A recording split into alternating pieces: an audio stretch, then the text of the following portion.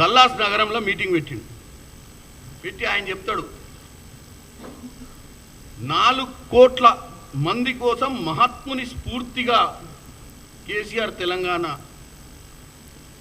కలగన్నాడంట. తెలంగాణ కోసం మహాత్ముని స్ఫూర్తిగా తీసుకుని దేనికే మిగులు రాష్ట్రంగా నిన్ను ముఖ్యమంత్రి చేస్తే 10 ఏళ్ళు పాలించి 8 లక్షల కోట్లు అప్పు చేస్తే నెలకు జీతాలు కట్టలేని పరిస్థితికి తీసుకొచ్చి రాష్ట్రాన్ని 7,000 కోట్లు నెలకు మిత్తిలు కడుతున్న ఈ రాష్ట్రంలో మహాత్ముని ఆలోచనతోటి ముందుకు పోయిందా? మహాత్ముడు ఆలోచన అంటే మహాత్ముడు ఈ దేశానికి ప్రధానమంత్రి కాలేదు, ప్రెసిడెంట్ కాలేదు. మహాత్ముడు కేవలం ఆ రోజు భారతదేశ స్వతంత్రం కోసం పోరాటం చేసిండు మహాత్ముడు బాపూజీ. మీ అయ్య లెక్క 10 ఏళ్ళ అధికారం కోసం చేయలే. సో మహాత్ముని పేరు పదే తీసుకోకూరి ఆ మహాత్ముడు మళ్ళీ కిందికి వచ్చి బాధపడతాడు మీ పుణ్యాన. ఎందుకంటే మనశ్శాంతిగా ఉన్నాడు ఆయన పైన.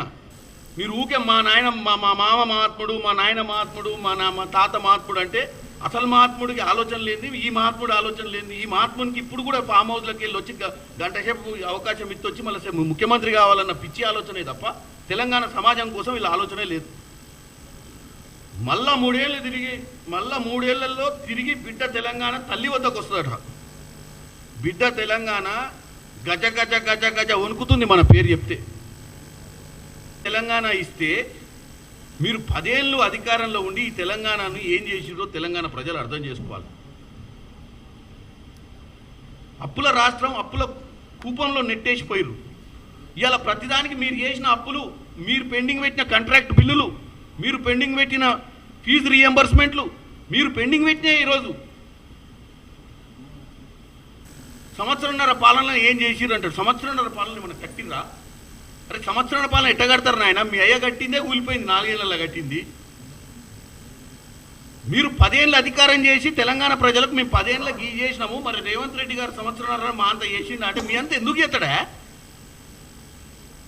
10 ఏళ్లకు సంవత్సరంన్నరకు తేడా లేదా? అది మళ్ళీ మిగులు రాష్ట్రానికి 10 ఏళ్ళు మీరు అధికారం చెలాయించి అప్పుల రాష్ట్రానికి రేవంత్ రెడ్డి గారిని ముఖ్యమంత్రి చేసి ఆయన మీద మళ్ళీ మీరు అభాండాలు, నిందలు, తప్పుడు ప్రచారం చేస్తున్నటువంటి దాఖలాలు ఇక్కడ కనపడుతున్నాయి. సంవత్సరంన్నరలోనే మీ మళ్ళీ నాగార్జున సాగర్ కట్టమంటావా ఏంది? సంవత్సరంలోనే 2-3 సెక్రటేరియట్ లాంటి పెద్ద బిల్డింగ్లు కడతారా ఏంది? దానికి ఒక సమయం ఉంటుంది, అన్నిటికీ ఒక ఆలోచన ఉంది. ఈ రాష్ట్రాన్ని ఏ దిశకు తీసుకుపోవాలో 24 గంటలు ఆలోచిస్తున్నటువంటి ముఖ్యమంత్రి రేవంత్ రెడ్డి గారు. మళ్ళీ కేసీఆర్ గారు 3 ఏళ్ళకే ముఖ్యమంత్రి అవుతాడు. 3 ఏళ్ళకు ముఖ్యమంత్రి కేసీఆర్ గారు 3 ఏళ్ళకు ముఖ్యమంత్రి అయితే దేనికి అవుతాడో నాకు తెలియదు. మరి స్వర్గానికి అవుతాడా, నరకానికి అవుతాడా? ఆయన వీళ్ళే ముందు 3 ఏళ్ళకి ఆయనే ముఖ్యమంత్రి అవుతాడు అంటాడు. 100 సీట్లు వస్తాయి. ఆయన ఒక ఆయన అంటాడు బావా ఈయన అమెరికాలో వెళ్ళి మళ్ళీ డాడీ వస్తాడు, డోంట్ వరీ అంటాడు. ఇక్కడ డాడీ వస్తాడా రాడా డోంట్ వరీ నీవుగా చెప్పేది. 2028లో 29లో ఎన్నికలు పెడితే అప్పుడున్న తెలంగాణ ప్రజలు చెప్తారు.